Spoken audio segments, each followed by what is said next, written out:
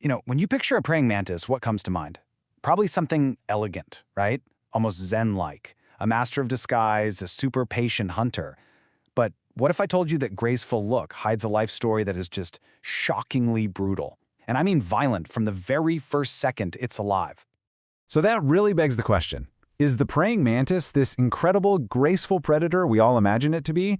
Or is it actually one of nature's biggest punching bags, just constantly fighting for its life against some pretty overwhelming odds? Well, as we're about to see, the truth is a fascinating and kind of brutal mix of both.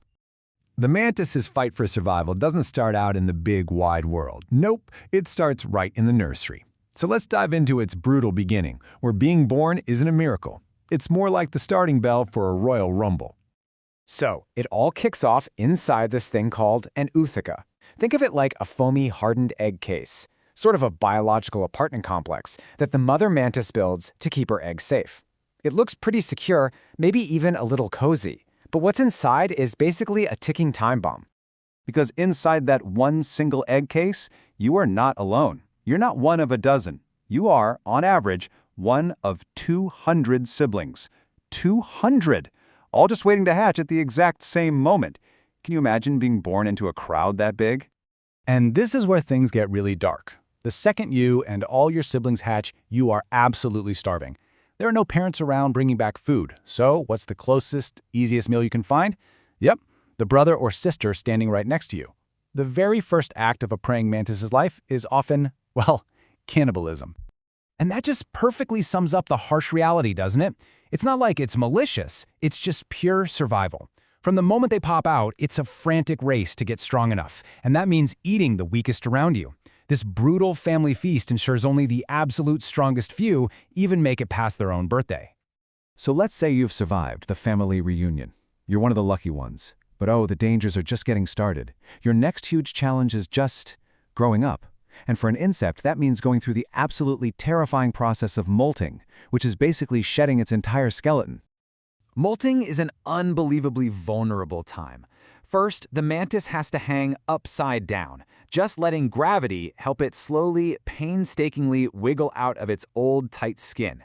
And then, for hours, literally hours, it just has to wait there, completely soft and helpless, for its new skin to harden up.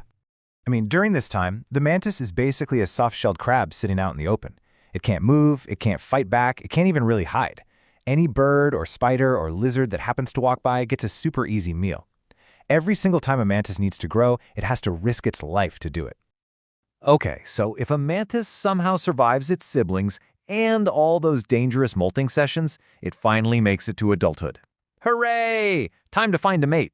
But for a praying mantis, romance is, well, it's less about love and more of a life-or-death gamble, especially if you're the male.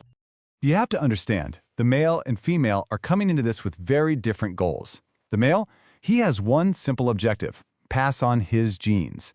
The female, she shares that goal, but she's also really hungry. And the male is a very convenient, nutritious meal that's going to help her produce much healthier eggs. His one shot at success could very well be her dinner. The odds are just plain dangerous. Now, it's not a guaranteed death sentence, but about 30% of the time, the male mantis does not survive the encounter. The female often bites his head clean off, sometimes before, during, or after they mate. It is such a risky date, with a nearly 1 in 3 chance of becoming your partner's post-date snack. And this is where it gets truly bizarre. It turns out there's a bundle of nerves in the male's abdomen that controls the actual physical act of mating. So believe it or not, removing his head can actually make his movements more vigorous. From a cold biological standpoint, losing his head doesn't stop the mission. It's a pretty macabre but fascinating little detail, isn't it? So, our little mantis has survived birth, molting, and even mating. It's a true champion, a real survivor.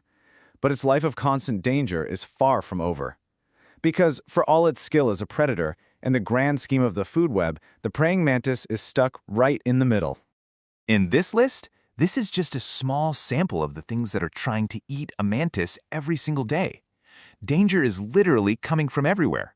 You've got birds and bats from the sky, you've got spiders, lizards, frogs, even small rodents coming from the ground. A mantis has to be on alert every single second of its life. So even though it's this amazing hunter in its own right, the mantis spends its entire existence just trying to avoid this fate. It's a really important food source for countless other animals, which pretty much makes its whole life one long, high-stakes game of hide-and-seek.